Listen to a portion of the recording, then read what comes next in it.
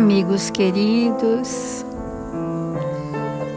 envolvidos nas suaves vibrações da natureza, da música, convidamos a todos a mergulharmos o nosso pensamento nas verdades de vida eterna,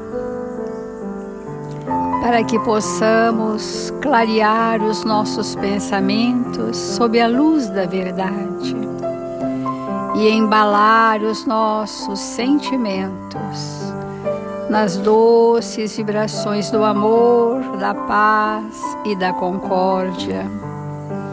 Senhor Jesus, sentimos a Sua presença em nossas vidas, manifestada em todos aqueles que nos cruzam o caminho. Nós te sentimos, Senhor, nas oportunidades redentoras a que somos convidados a testemunhar a fé. Nós te sentimos a presença, Senhor, nos nossos familiares, nos nossos amigos e a todos aqueles que de alguma sorte passam pela nossa existência na Terra, deixando em nossos corações marcas vivas de sentimento.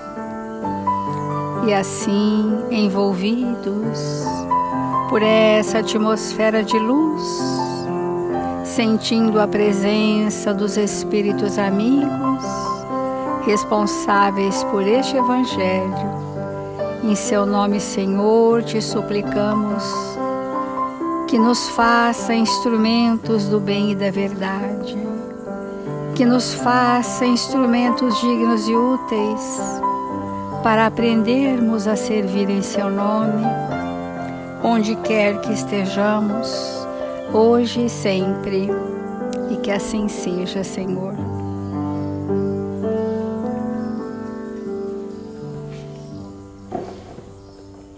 Do Evangelho segundo o Espiritismo, o capítulo 9, Bem-aventurados aqueles que são brandos e pacíficos.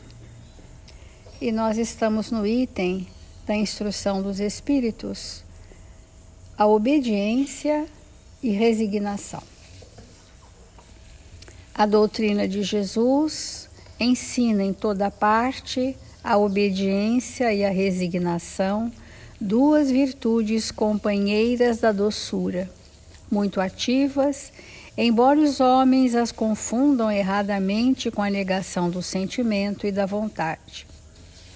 A obediência é o consentimento da razão, e a resignação é o consentimento do coração.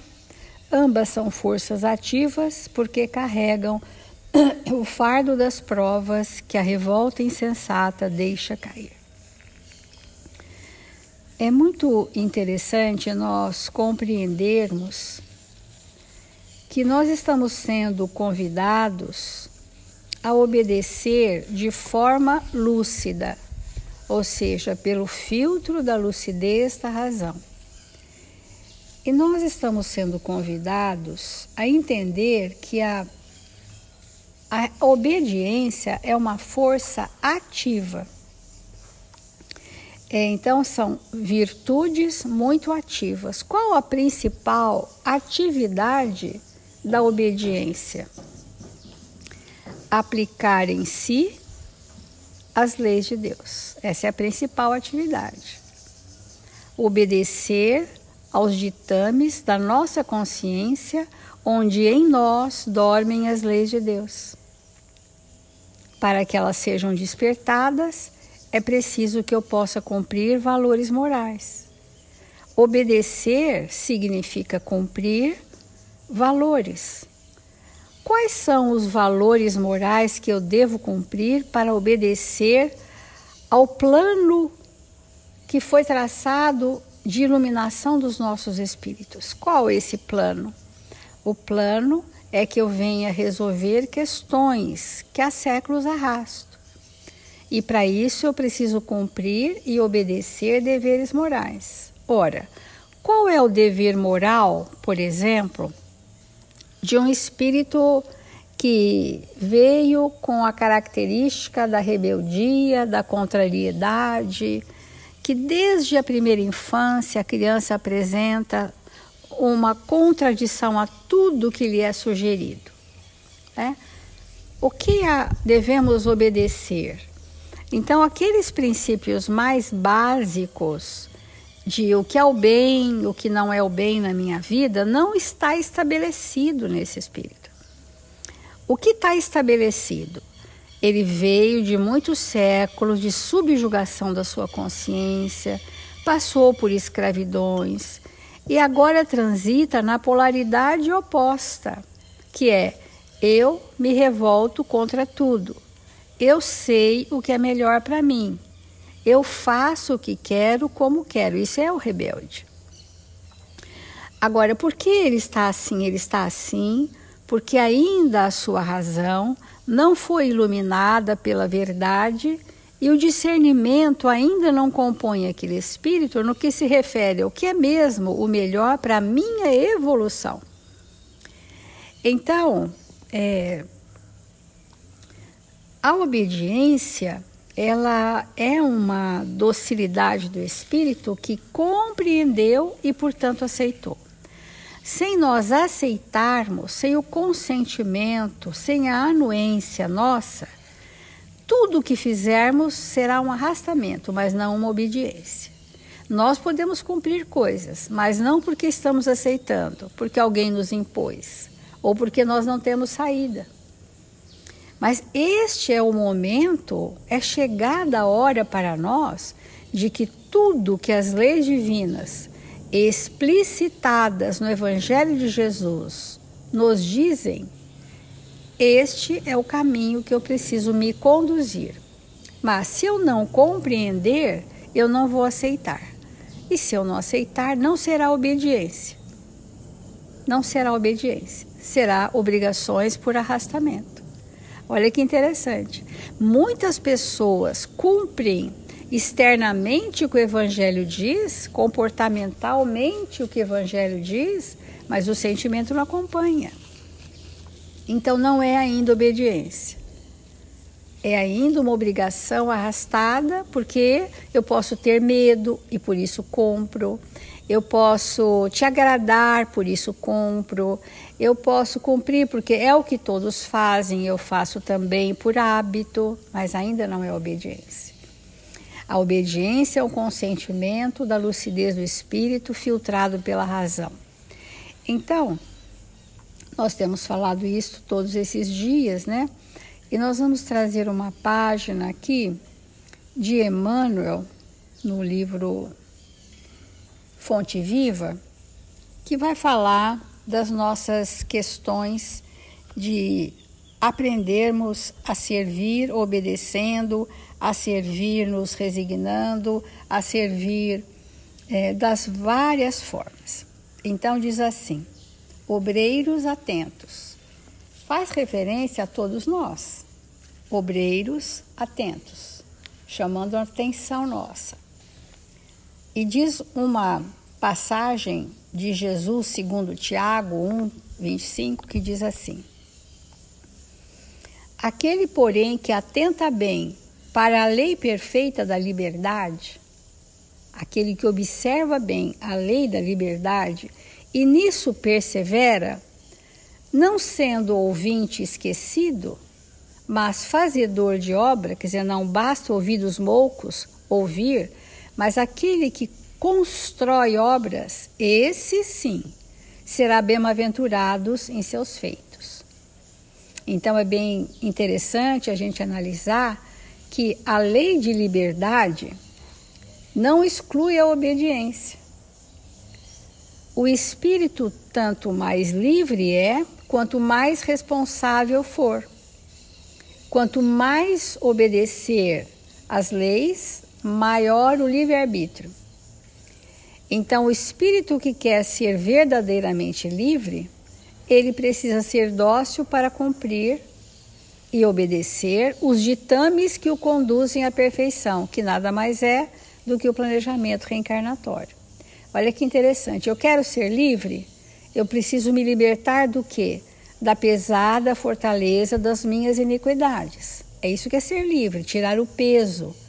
Mas como eu vou tirar o peso? Obedecendo à lei.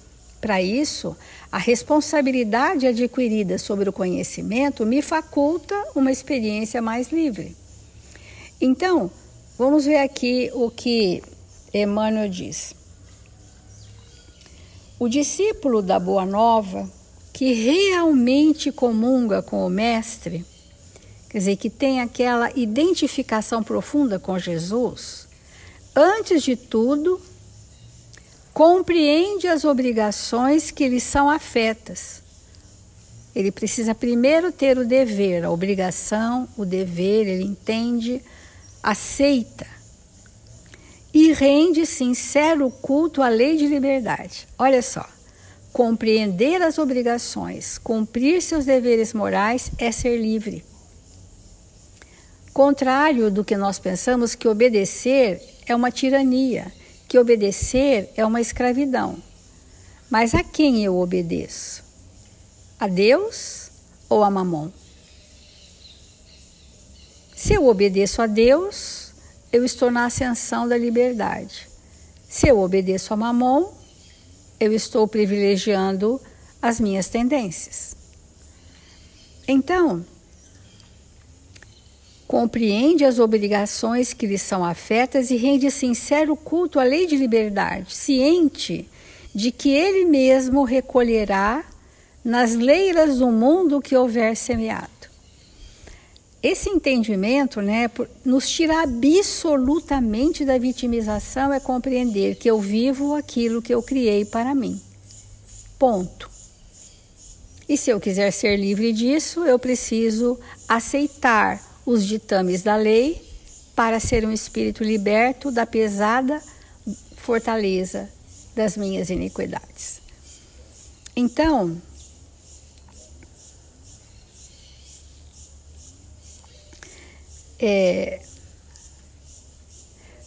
que o administrador responderá pela mordomia e que o servo se fará responsabilizado pelo que lhe foi conferido. Uns abraçam um compromisso, outros abraçam o desperdício. E respeitando cada tarefeiro do progresso e da ordem, da luz e do bem, então, olha, nós somos tarefeiros do progresso, somos tarefeiros da ordem, somos tarefeiros da luz, do bem. No lugar que lhe é próprio, persevera no aproveitamento das possibilidades que recebeu da providência divina. Aceitar para obedecer. Por isso que é aceitar com a razão. Aceitar. Quem não aceita não compreende. E, portanto, não obedece, só se submete. Mas não é obediência, é uma submissão. Então, olha só, persevera no aproveitamento das possibilidades da providência divina que trouxe para nós recursos íntimos, trouxe para nós oportunidades para que a gente aprenda a entender o espírito que sou, a necessidade que trago, para que eu possa aceitar aquilo a que vim e ser um espírito dócil e obediente. Atencioso para com as lições da verdade e aplicado às boas obras, de que se sente encarregado pelos poderes superiores da terra. Então, as atribuições que nós recebemos da providência divina, eu estou encarregada desse compromisso, é da minha responsabilidade. Ora, o espírito responsável do ponto de vista do senso moral, ele é sempre um espírito livre, dócil, Então, vamos entender por que a nossa resistência ao bem, em sermos rebeldes, em contrariarmos as leis, em acharmos que as nossas leis pessoais são melhores do que as leis que nos conduzem à vida, Até a lei dos homens nós achamos que pensamos melhor que dirá a lei de Deus, não é? Então, caracterizando-se por semelhante atitude, o colaborador do Cristo, porque nós somos todos candidatos a discípulos para um dia sermos apóstolos, se é que podemos nos expressar assim, mas essa nomenclatura de Emmanuel é mais apropriada a todos nós, colaborador, que é o trabalhador espírita cristão. Então, o colaborador do Cristo, seja estadista ou varredor, ou seja, em qualquer hierarquia dos homens, está integrado com o dever que lhe cabe, na posição de agir e de servir, tão naturalmente quanto comunga com o oxigênio no ato de respirar. Nós estamos falando de hábitos espirituais. Os hábitos espirituais são espontâneos naquele que os possui, como o ar que nós temos que respirar. Cumprir o dever na posição de agir e servir. Por isso que a obediência é uma virtude ativa.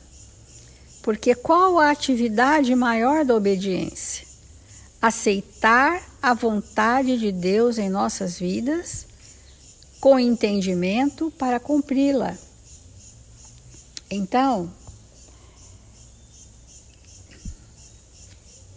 se dirige, não espera que outros lhe recordem os empreendimentos que lhe competem. Se obedece, não reclama instruções reiteradas quanto às atribuições que lhe são deferidas na posição regimental dos trabalhos de qualquer natureza.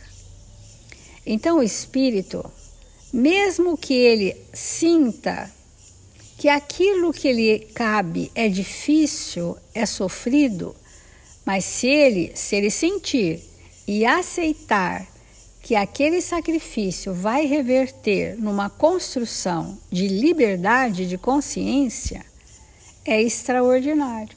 Porque qual é a maior liberdade do espírito que obedece? A liberdade de consciência.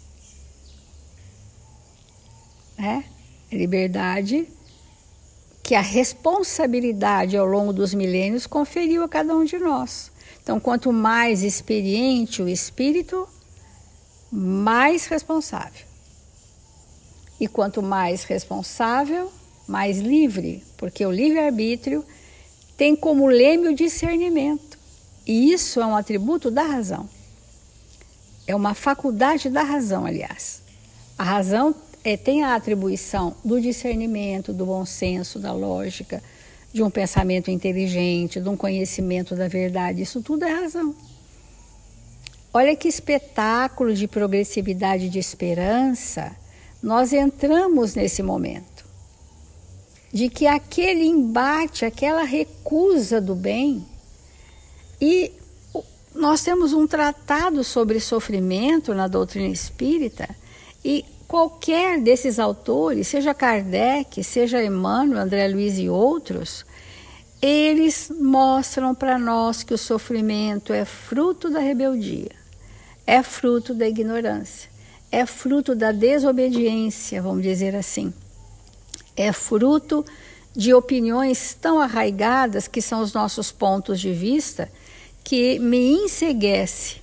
E eu passo encarnações, a grande maioria de nós, por isso que temos provações, nós passamos várias encarnações com a rebeldia, na resistência ao bem, na recusa reencarnatória, no confronto com a sabedoria de Deus, criando leis próprias que só nos fazem sofrer e chorar com ranger de dentes. Então haverá choro e ranger de dentes para aqueles de nós contrariados com o bem, contrariados com o fluxo divino, porque nos faltou aceitar a verdade que ainda não foi descortinada para nós.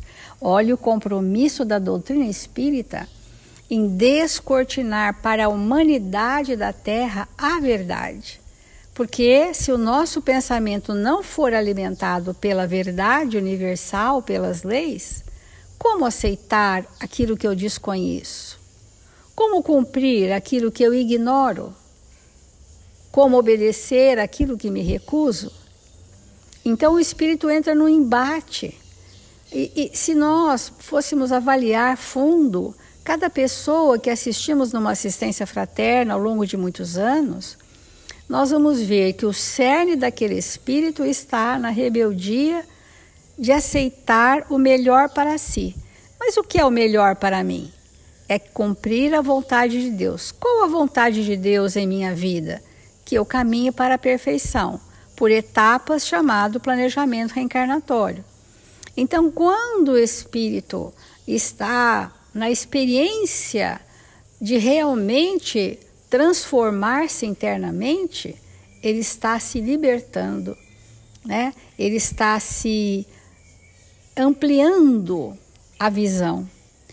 A nossa responsabilidade, amigos queridos, enquanto trabalhadores espíritas cristãos, é enorme. Primeiro, pelo testemunho do que já sabemos. E segundo, pelo compromisso de levarmos a verdade sobre aquilo que já vivemos. Porque ninguém leva a verdade teoricamente. Nós somos convidados a revelar o que da verdade já vibra em nós. Esse é o compromisso. O que das verdades de vida eterna já vibra em mim? É isso que eu dou conta de espargir. Aquilo que eu só li, que ficou armazenado na minha compreensão intelectual, eu não divulgo, porque aquilo que eu falar serão palavras ao vento. E o nosso compromisso é com cada um de nós, e cada qual tem os seus tesouros, cada qual tem as suas conquistas, o seu alcance vibratório. Por isso que a diversidade dos trabalhadores de uma casa alcançam determinados espíritos na revelação da verdade, que é a lei de Deus. Então nós estamos sendo convidados a revelar o que da verdade já vibra em nós. Porque talvez nós sejamos aqueles espíritos para quem a verdade nunca havia nos chegado. Nós já vivemos séculos onde o Evangelho de Jesus era falado em idiomas desconhecidos por nós, onde os textos sagrados foram confinados e trancafiados sem acesso da população. Mas Jesus jamais nos deixou desamparo, prevendo que isso aconteceria. Nos enviou todas as épocas da humanidade mensageiros do seu amor, prepostos na terra, para que não estivéssemos no desamparo pelo arbítrio dos homens da terra. Então, os textos não tinham alcance, mas o Espírito estava presente ali, reencarnado entre nós, sinalizando, conduzindo os povos, as nações, que eram quem? A princípio, os primeiros cristãos, os 500 da Galileia, que hoje são centenas de milhares. Mas esses 500 da Galileia vieram na ciência para dar o impulso evolutivo, vieram nas religiões, na filosofia, nas ações sociais dos povos, vieram. Porque os textos estão internalizados no coração deles e não nas bibliotecas trancafiadas. Então nós trazemos em nós a experiência que isso ninguém vai, é um tesouro que não vai enferrujar. Podem queimar todos os livros numa praça pública, mas não queimam as minhas memórias em relação ao bem e à verdade. Então nós somos, perante a espiritualidade, tesouros vivos, o levedo que fermenta a massa. Então, semelhante seguidor do Evangelho, de aprendiz do Mestre, passa a categoria de obreiros, penetrando em glorioso silêncio nas reservas sublimes do celeste apostolado. Então nós estamos nessa transição, um momento bem interessante. Nós já estamos saindo de um tempo, mas ainda não construímos o tempo novo em nossas vidas. é uma transição. E essa transição tem uma mescla dentro de nós. E essa mescla é a força que impulsiona que o homem novo, o espírito regenerado, comece a nascer em mim. Vamos refletir.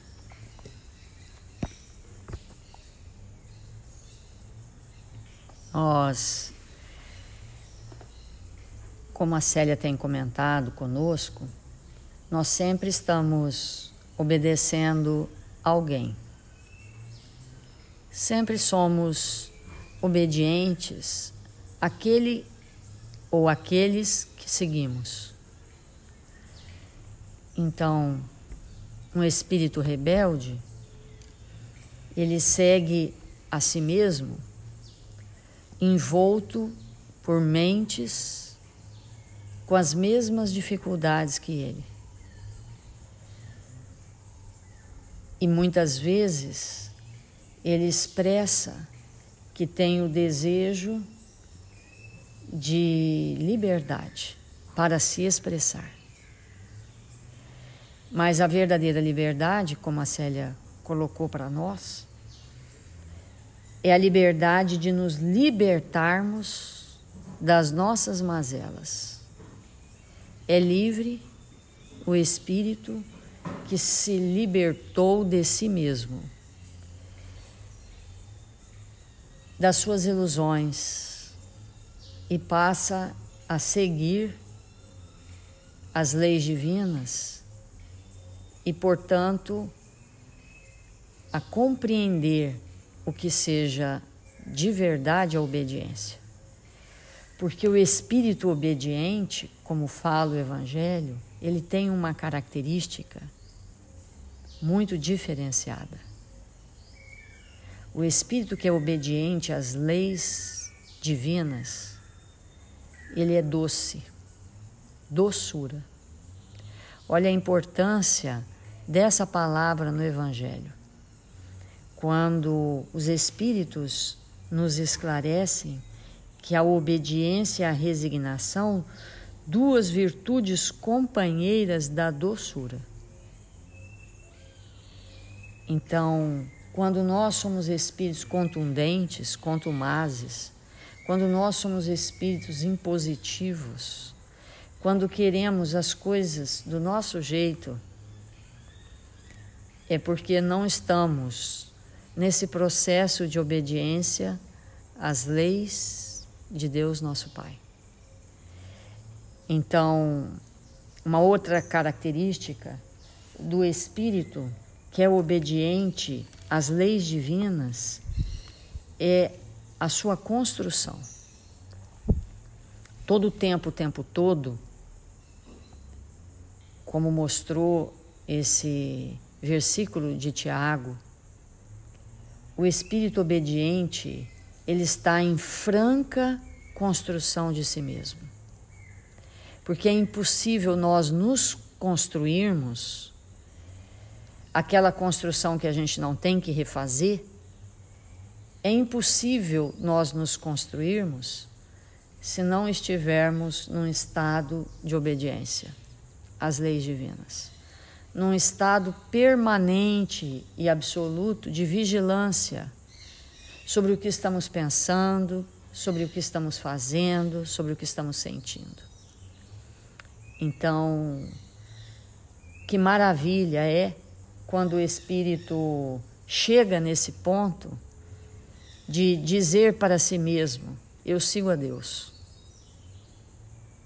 E, portanto, me considero um espírito obediente, um espírito que está construindo na sua intimidade a verdadeira disciplina. Porque outrora a nossa obediência, ela se manifestava por conveniência, se manifestava por imposição, se manifestava por medo. Então obedecíamos porque temíamos, obedecíamos porque era conveniente, obedecíamos porque algo, alguma situação ou alguém nos impunha. E a obediência, da qual nós estamos falando do Evangelho, ela é 100% pautada na consciência. Então eu obedeço a Deus, não por medo, não por conveniência, não por nada. Eu obedeço porque a minha consciência, que me rege, que está evidentemente alinhada com as leis, porque a consciência é assim, nós obedecemos. Então, vamos refletir sobre isso e nos tornarmos espíritos mais dóceis, com mais doçura, com mais entendimento, com mais liberdade. É esse o toque, né? Imprescindível para que nós possamos despertar para esse conteúdo. E vamos fazer a nossa prece.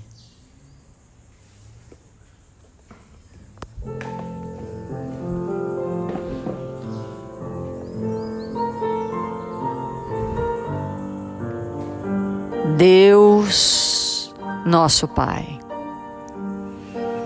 Jesus, nosso Mestre, eis-nos aqui, Senhor,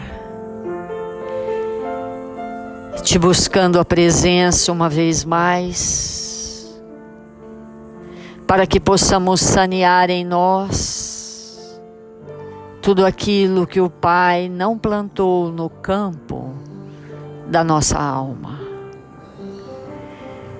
Que sejamos espíritos mais conscientes, mais amorosos, mais dispostos ao bem, Senhor,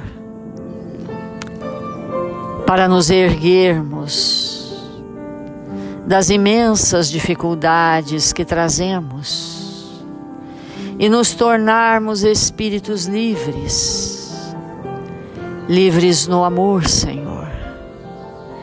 Que possamos aprender a amar toda a humanidade, que possamos nos entregar com alegria e bom ânimo às tarefas que o Pai nos confiou, para nos fazermos espíritos melhores. Rogamos nesta hora, Senhor, que os bons espíritos que nos assistem nesta manhã possam envolver e socorrer todos os nossos irmãos registrados nos cadernos de vibração da nossa casa. Que o Senhor os ampare, os fortaleça, levando aos seus corações alegria e bom ânimo, para que possam ser socorridos nas suas necessidades. E nós outros, Senhor, que tivemos a honra de nascer na pátria do Evangelho, que aqui possamos executar com alegria e bom ânimo as nossas tarefas, para nos tornarmos espíritos melhores, para servir mais na sua seara. Que o Senhor nos abençoe e nos fortaleça, hoje e sempre. Que assim seja.